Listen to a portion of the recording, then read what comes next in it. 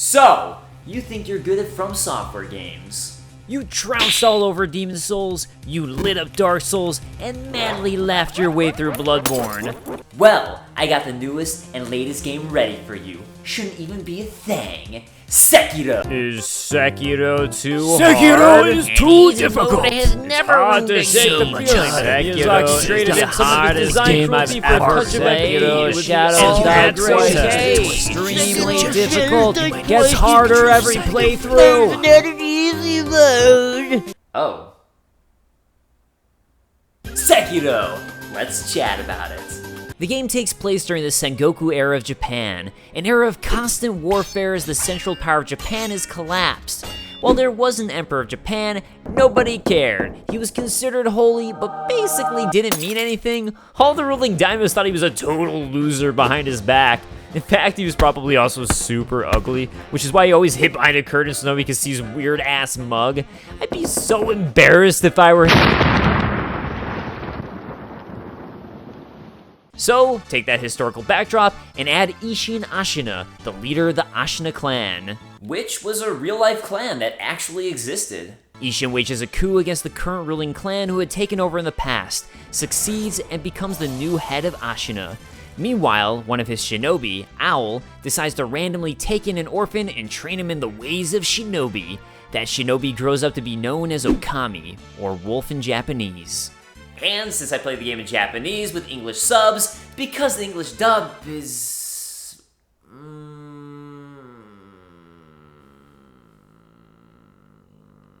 I'm going to call him Okami. Around 17 years later, Okami becomes shinobi to Lord Kuro, a little boy born with the dragon's heritage, making him invincible and unable to die. He's told by Owl to always obey the shinobi's iron code. Number 1, always obey the father. And number 2, after their father, they must always obey their master. So, with that, the game begins. Nah, we fast forward another 3 years. To 20 years after Ishin's coup, and Okami is chilling in a prison cell, sad and doing nothing, when a mysterious lady drops him a note telling him his destiny awaits him at the Moonview Tower. So you gain control of Okami, and...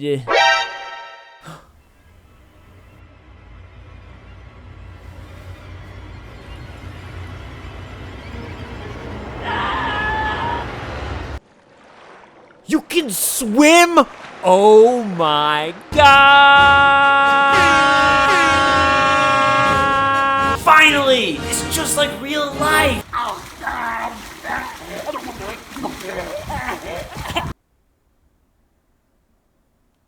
Sneaking into the Moonview Tower, we find Lord Kuro, who gives us a blade and instructs us to help him escape from Ashina. With blade in hand, you'll discover just how dissimilar Sekiro is to the Souls games. While there are some similar mechanics, I think it's unfair to call this a Souls-esque game, as they're completely different beasts.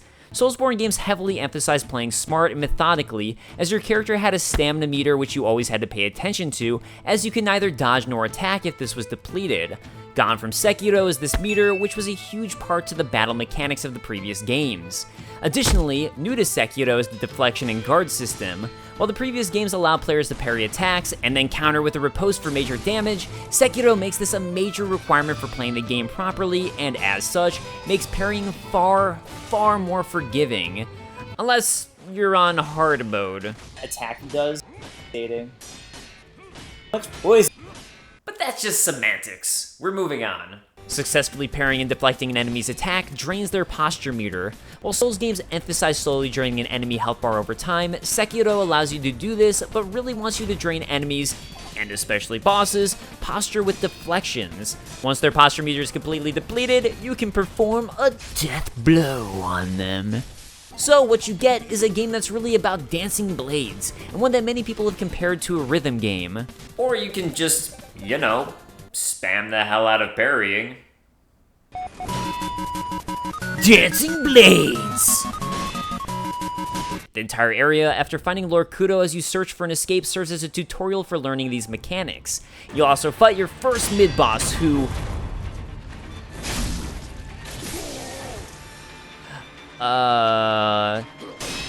Yeah, I just deathblowed you.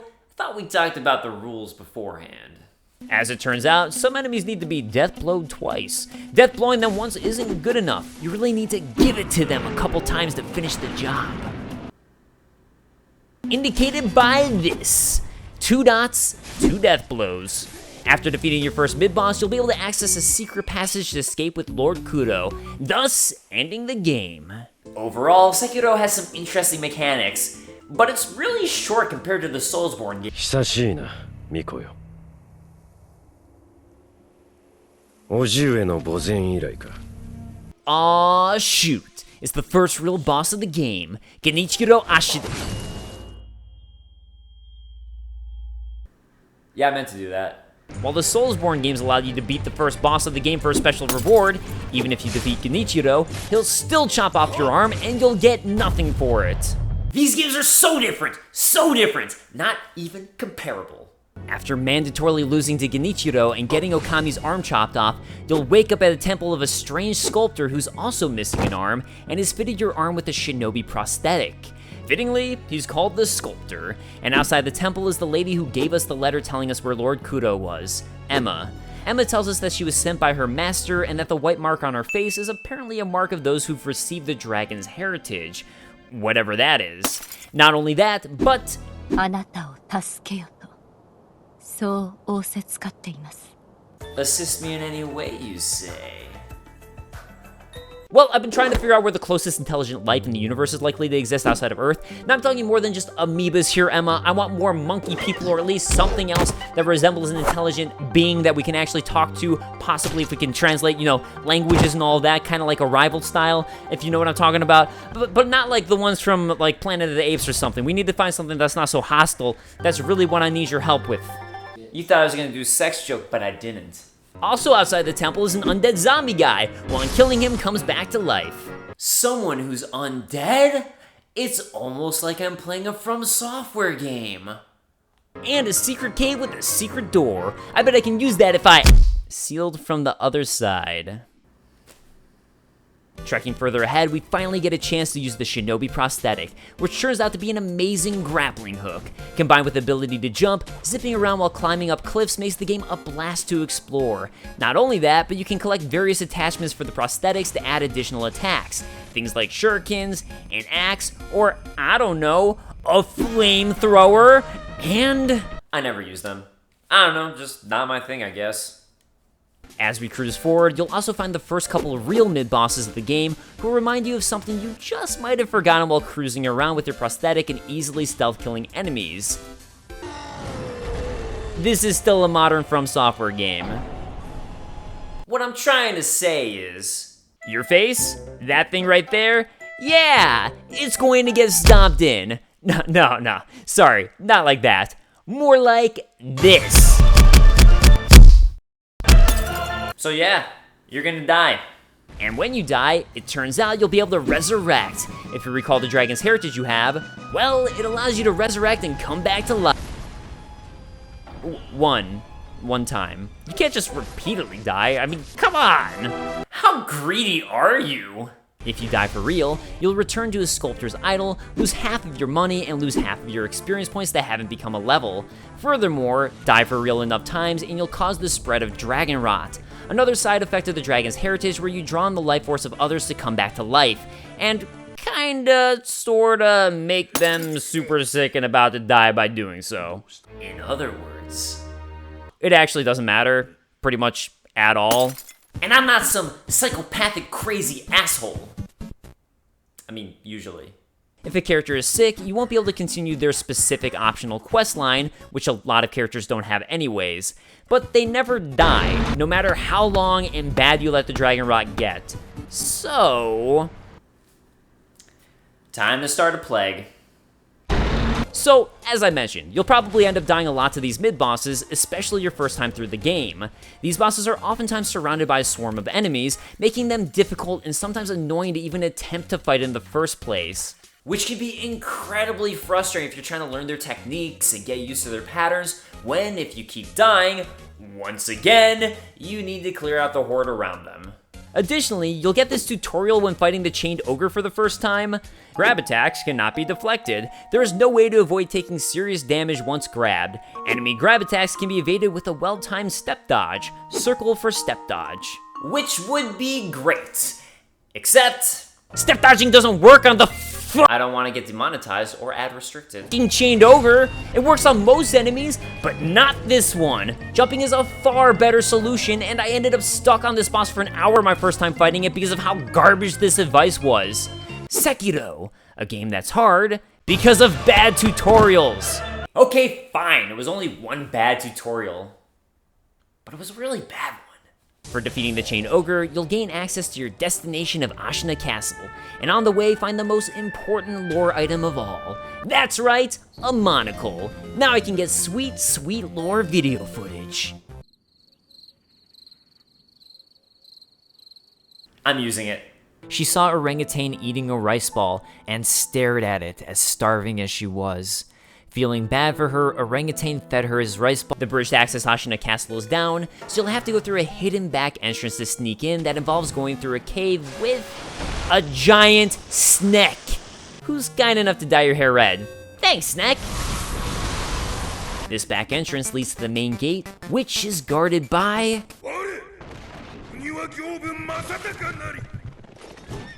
Our first real boss. Who's actually easier than all the mid-bosses so far? I mean, was he really a boss? He can't be all that important. まさに鬼行部。あのお方がおれば、アシナもまだまだ安泰よ。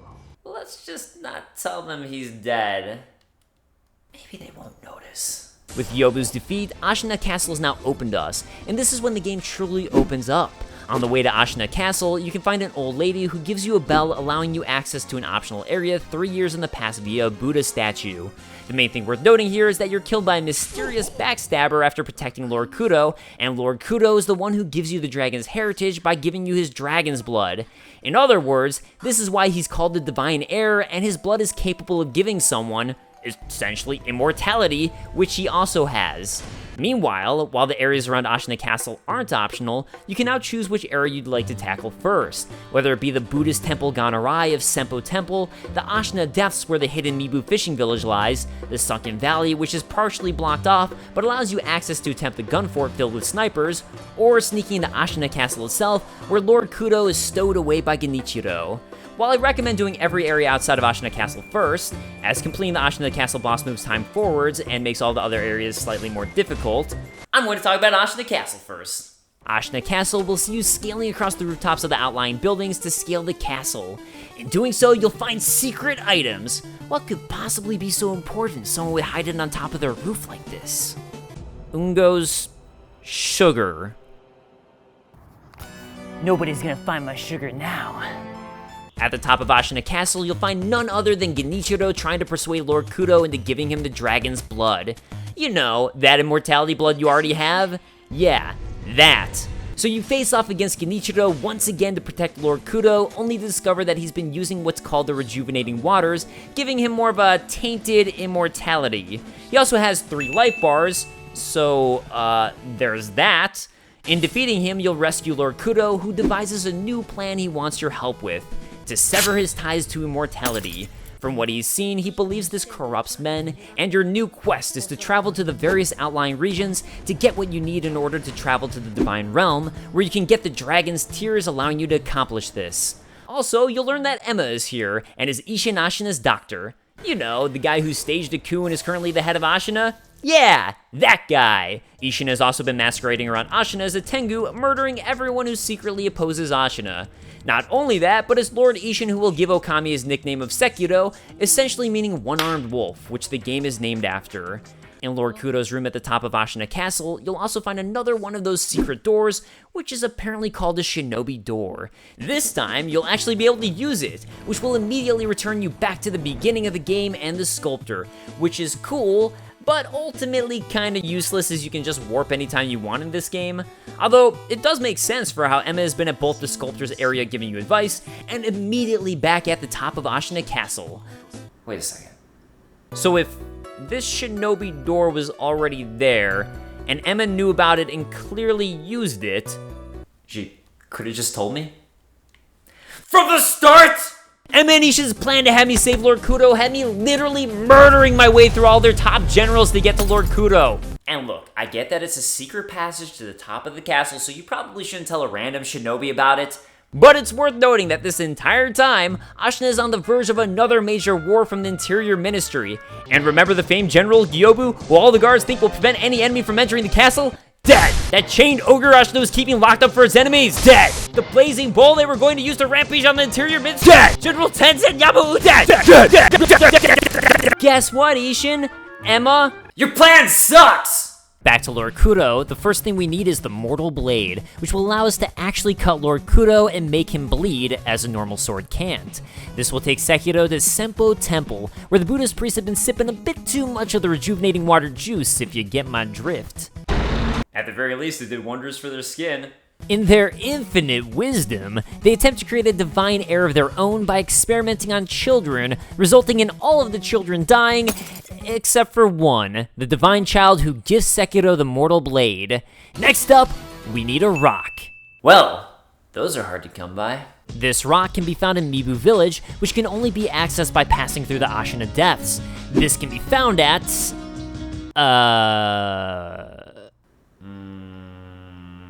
right there, in that hole. Seriously though, you jump into a giant hole to access it. Which leads me to a very serious question. With Sekiro's prosthetic arm, you can grapple onto a ledge leading to Mibu Village. But what if you just fell into a pit like this and survived with Sekiro's resurrection powers? Would you just stay there forever and be stuck? Would you starve to death, but then die and then come back to life again, still starving, but then die again, etc., etc.? I need these answers. For the lore! Mibu Village itself is filled with villagers who have gone insane from drinking rejuvenating water sake, and their cave is guarded by the priestess Yao, aka the corrupted monk, which is kinda a spooky ghost. But defeating her will net you your rock. So onwards to the final ingredient we know of. A flower. But not just any flower, one that can only be found past the Sunken Valley, the Gun Fort, the Giant Snack again, and at the Bodhisattva Valley, where there's monkeys everywhere. The boss of the area is a giant ape, and I'd make a joke about the fact that if you kill it once, the game will trick you into thinking it's died, but it comes back to life as the Headless Ape, since you later find out it's also infested, and can only truly be killed with the Mortal Blade. But every single other YouTuber who's covered this game has already made that joke. So, whatever! It was a terrible joke anyways. I'm not salty about it. All of the ingredients gathered, we return to Ashina Castle only to find Sekiro's father, Al, also wanting Lord Kudo to make him undying. Notably, if you'd gone back in time to 3 years ago, Al seemingly dies in front of you, so it doesn't quite add up. Here you're given the choice to join Al and forsake Lord Kudo, or stand by Lord Kudo and betray your father. Which might be a hard decision. Except that guy who stabbed you in the back and tried to kill you? Yeah, that was Al. お前はもう死んでいる。何? Also, if you join Al's side, you'll get the bad ending and an early final boss, missing out on the most interesting portion of the game. So there's that too. This area being Fountainhead Palace. For gathering all of the ingredients, you'll get the scent you need to access Fountainhead, where a giant rope deity, man with a giant well-placed peg, will now carry you to it. Fountainhead Palace has been highly submerged underwater and seems to also become corrupt due to the rejuvenating waters. You'll find the corruption in the nobles having a fiesta eating Okami clan members behind closed doors, as well as, well, just the fact that half of the village is submerged underwater. The peak of Fountainhead leads you to the Divine Realm, where you'll find sickly dragons who seem to be infected by the Dragon Rot. And, better yet, you'll meet the Divine Dragon of the Everblossom. The dragon emerges from a sakura tree, likely the Everblossom, and is missing an arm, which is probably why his fellow dragons seem to have Dragon Rot. And for more on that, check out my story lore video, because this video is already way too long, so click on that, or later on, because you can't click on them since YouTube annotations don't exist anymore. For beating up on the Divine Dragon, you can cut its tear ducts to obtain the Divine Dragon's tears, allowing you to sever the ties of immortality for Lord Kudo, but basically by murdering him. But the game ain't over yet. There's a final boss left. Lord Genichiro, once again, for a third time. This time he only has one form, so it's not too bad to take him out. He'll lament that he did it for Ashina, and... Lord Ishin? I thought you died of his sickness, you Tengu bastard! Oh,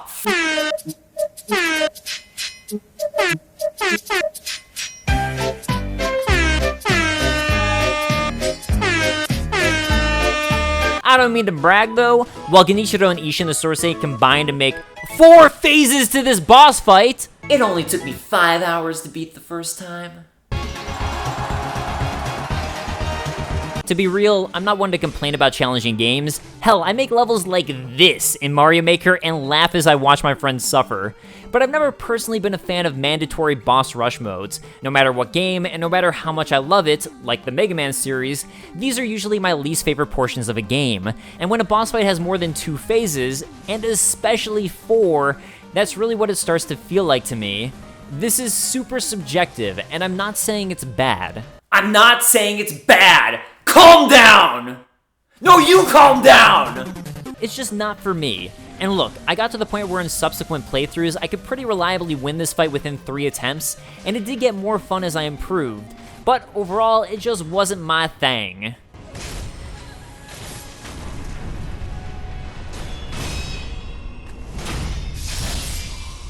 But I won, and I beat the game. And I killed Lord Kudo my first time playing, because I accidentally missed the full side quest you can complete for 2 other alternate endings, with one in particular actually being an overall happy and hopeful ending. Whoops. A lot of people have compared Sekiro to the Soulsborne games, as it's a FromSoftware game, but I call it a completely different beast entirely. It's a fantastic single-player action game with FromSoftware's signature high-quality level design and combat in place, with a challenging but manageable and rewarding difficulty curve. And while people commented on its difficulty when it first released, and in many ways it is more challenging than the Souls series, at the end of the day, it's just different. And similar to Souls, it's really a game about mastering the techniques with a true difficulty curve and learning how to properly play the game. Once you do that, it really isn't that bad, and subsequent playthroughs had me realizing just how much better I'd gotten at the game simply by really understanding its fundamentals and how to deal with various situations. Anyways, I have an important date that I have to get to later.